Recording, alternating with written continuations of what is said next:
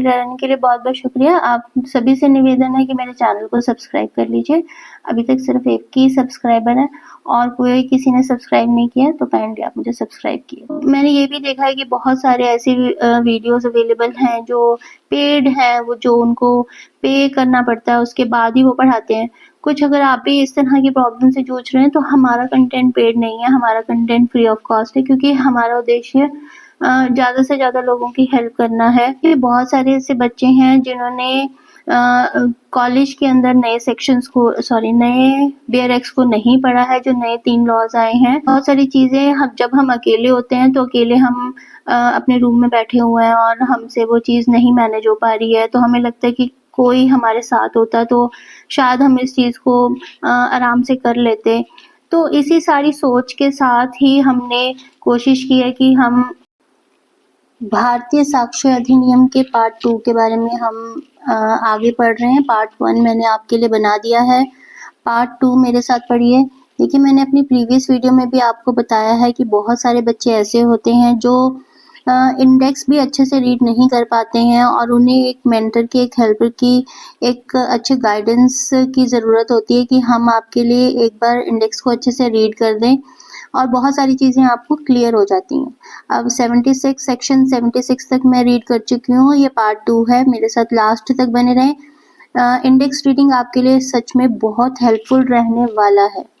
Section 78 presumption as to genuineness of certified copies, presumption as to documents produced as records of evidence, etc., presumption as to gadgets, newspapers and other documents, presumption as to gadgets in electronic and digital record, presumption as to maps or plans made by authority of government, presumption as to collect of laws and reports of decisions, presumption as to power of attorney, presumption as to electronic agreement, presumption as to electronic records and electronic signatures, presumption as to electronic signature certificate, presumption as to certified copies of foreign judicial records, presumption as to the books, maps and charts, presumptions as to electronic messages, presumption as to due execution, etc., of documents not produced,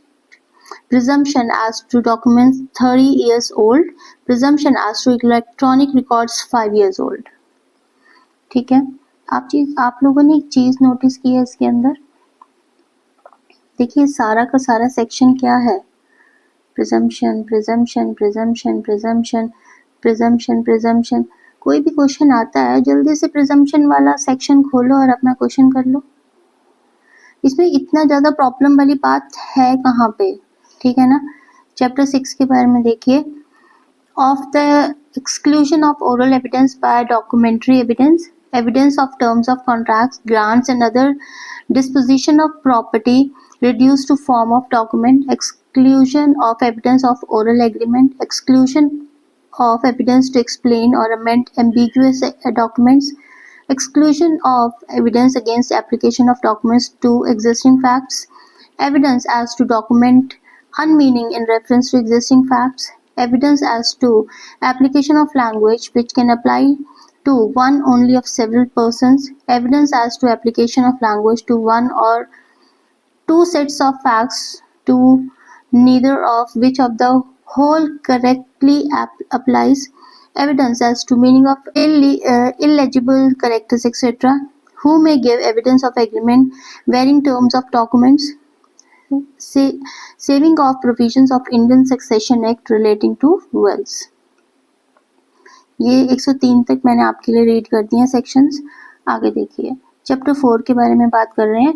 production and effect of evidence, chapter 7, ये part 4 था of the burden of proof. Burden of proof, on whom burden of proof lies, burden of proof as to particular facts, burden of proving facts to be proved to make evidence admissible, burden of proving that case of accused comes in within exceptions, burden of proving facts especially within knowledge, burden of proving death of person known to have been alive within 30 years, burden of proving that person is alive who has not been heard of for 7 years. Burden of proof as to relationship in the case of partners, landlords and tenants, principals and agents. Burden of proof as to the ownership. Proof of good faith in transaction where one party is in relation of active confidence. Presumption as to certain offences. Birth during marriage. Conclusive proof of legitimacy. Presumption as to the abatement of suicide by the married woman. Presumption as to the dowry death. Court may presume existence of certain facts. Presumption as to absence of consent in certain prosecution for rape. ठीक है जी, ये part 4 हमने पढ़ा है। Part 4 पढ़ा है production and effect of evidence, chapter number 7 of the burden of proof. Burden of proof किसके ऊपर लाई करता है, ये चीज थी। चैप्टर 8 देखिए, estoppel of tenants and of license of person in possession, estoppel of acceptor of bills of exchange, payee or license। Chapter 9 देखिए, of witness who may testify, witness unable to communicate verbally, competency of husband and wife as witness in certain cases, judges and magistrates, communication between marriage, evidence as to the affairs of state, official communication, information as to the commission of offences, professional communications। Section 133 की बात हो रही है, privilege not waived by volunteering evidence, confidential communication with legal advisors, production of title deeds of witness not a party, production of documents or electronic records which another person having possession could refuse to produce, witness not excused from answering on ground that answer will criminate a compliance number of witnesses। I hope आप इस चीज को देख रहे होंगे और bear x आपके सामने होंगे, उसके बाद आप मेरे साथ ये इंडेक्स पार्ट को रीड कर पा रहे होंगे।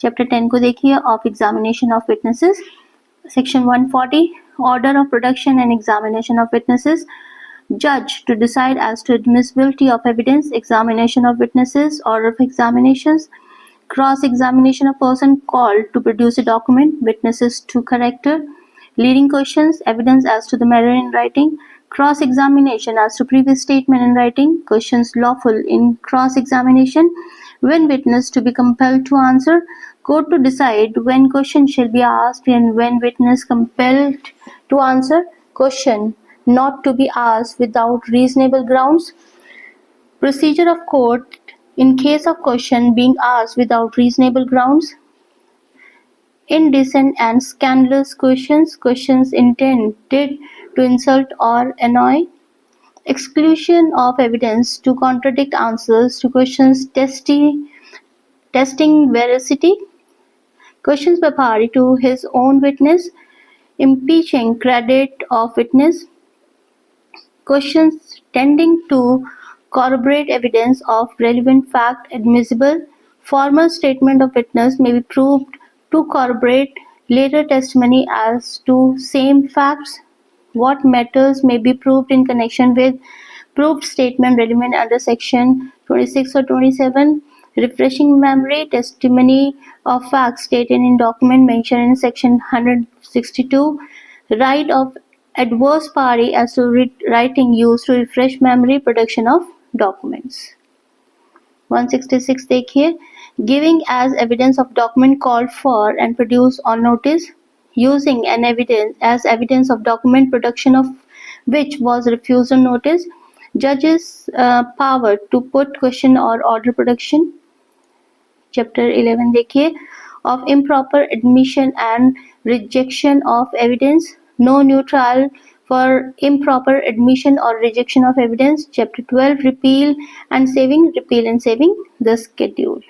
ठीक है जी, 170 हमने सेक्शंस को रीड कर लिया है। आई एम श्योर आप लोगों ने भी एक बार इंडेक्स जो पार्ट है भारतीय साक्ष्य अधिनियम का वो मेरे साथ रीड कर लिया होगा। बेयर एक्स आपके सामने होंगे, आपने उनको अंडरलाइन कर लिया होगा, जो इम्पोर्टेंट हैं वो आपने हाईलाइट कर दिए होंगे और आपने ये देखा होगा कि कौन सी चीज़ें इम्पोर्टेंट हैं, कैसे उसको देखा जाएगा, अगर कोई क्वेश्चन आ जाता है तो उसको ईजिली कैसे फाइंड आउट किया जा सकता है। जो इंडेक्स रीडिंग है वो अपने आप में बहुत इम्पोर्टेंट रोल प्ले करता है, क्योंकि देखिए अगर आप पूरे बेयर एक्ट को पढ़ने का समय नहीं निकाल पाते हैं तो एटलीस्ट आपको इंडेक्स पार्ट तो रीड करना ही पड़ेगा एट एनी कॉस्ट। तो वही हमारा एक उद्देश्य भी है कि आप लोगों के लिए थोड़ा सा कंपैरेटिवली ईजी बनाया जाए चीज़ों को, क्योंकि देखिए बहुत सारी चीज़ें जब हम अकेले होते हैं तो अकेले हम अपने रूम में बैठे हुए हैं और हमसे वो चीज़ नहीं मैनेज हो पा रही है, तो हमें लगता है कि कोई हमारे साथ होता तो शायद हम इस चीज़ को आराम से कर लेते। तो इसी सारी सोच के साथ ही हमने कोशिश की है कि हम आपके लिए चीज़ों को थोड़ा-सा ईज़ी बनाने की कोशिश करते हैं। मैं सेक्शंस को और आगे की चीज़ों को उसको रीड कर रही थी और आपके सामने बेयर एक्ट्स थे, तो आपने और मैंने हम दोनों ने मिलके उस बेयर एक्ट के और मेरे पास जो पीडीएफ है उसके थ्रू हम दोनों ने एक-दूसरे की हेल्प करते हुए इंडेक्स पार्ट को अच्छे से रीड कर लिया है। तो मैंने पार्ट 1 भी बना दिया था, पार्ट 2 भी आपके लिए बना दिया है और आप अच्छे से बीएससी के जो भारतीय साक्ष्य अधिनियम के जो भी इंडेक्स पार्ट है उसको अच्छे से पढ़ लीजिएगा। अगर आप चाहते हैं कि मैं इसको थोड़ा एक्सप्लेनेशन चाहते हैं हर एक सेक्शन की, तो वो भी मैं आपके लिए कर दूँगी। चैप्टर वाइज़ भी हो जाएगा, सेक्शन वाइज़ भी हो जाएगा, क्योंकि देखिए बहुत सारे ऐसे बच्चे हैं जिन्होंने कॉलेज के अंदर नए सेक्शंस को नए बेयर एक्ट्स को नहीं पढ़ा है, जो नए 3 लॉज़ आए हैं। तो देखिए अगर आप लोगों ने नहीं पढ़ा है और अगर आप चाहते हैं कि भई कोई हमें उसको पढ़ाने वाला हो, तो मैंने ये भी देखा है कि बहुत सारे ऐसे वीडियोज़ अवेलेबल हैं जो पेड हैं, वो जो उनको पे करना पड़ता है उसके बाद ही वो पढ़ाते हैं। कुछ अगर आप भी इस तरह की प्रॉब्लम से जूझ रहे हैं तो हमारा कंटेंट पेड नहीं है, हमारा कंटेंट फ्री ऑफ कॉस्ट है, क्योंकि हमारा उद्देश्य ज़्यादा से ज़्यादा लोगों की हेल्प करना है। तो हम कोई भी पेड कंटेंट नहीं रखते हैं किसी भी तरह से और ना हमारा ऐसा कोई मोटिव है। मनी अर्निंग तो हमारा ऐसा कोई मोटिव नहीं है, सिर्फ सर्विंग ही हमारा एक मोटिव है। तो मैं कोशिश करूँगी कि अगर आप चाहते हैं तो आप मुझे मैसेज के थ्रू से जुड़िए और मुझे बताइए कि आप कौन से ऐसे सब्जेक्ट का आप चाहते हैं कि मैं आपके लिए थॉरो एक्सप्लेनेशन कर दूँ। पर मेरा मन यही था कि मैं जो नए 3 लॉज़ हैं, जिन बच्चों ने नहीं पढ़े हैं, जिनके कॉलेज खत्म होने के बाद, जिन बच्चों ने एलएलबी पास आउट के बाद जिनके लिए 3 नए लॉज़ आए हैं, उनको पुराने भी पढ़ने पड़ेंगे और नए भी पढ़ने पड़ेंगे। तो कई बार बच्चों के लिए थोड़ा-सा कंपैरेटिवली डिफ़िकल्ट हो जाता है, अगर उन्हें प्रोफ़ेसर्स नहीं मिलते हैं उस पर्टिकुलर बेयर एक्ट को पढ़ाने के लिए या पढ़ने के लिए, तो थोड़ा-सा डिफ़िकल्ट हो सकता है। तो हमारी कोशिश यही रहेगी कि इस सारी चीज़ के लिए हम आपके साथ रहें, आपको बेस्ट कंटेंट फ्री में आपके लिए अवेलेबल करवाएँ। तो हमारे साथ जुड़े रहिए, तो ताकि मेरे को भी पता चल सके कि आप लोग क्या चाहते हैं। आप इन टच रहिए, हमारे मैसेज करते रहिए, किसी भी तरह का कोई इश्यू आता है तो आप मुझसे बता सकते हैं। मेरे साथ अंत तक बने के रहने के लिए बहुत-बहुत शुक्रिया। आप सभी से निवेदन है कि मेरे चैनल को सब्सक्राइब कर लीजिए। अभी तक सिर्फ एक ही सब्सक्राइबर है और कोई किसी ने सब्सक्राइब नहीं किया है, तो काइंडली आप मुझे सब्सक्राइब कीजिए। Thank you.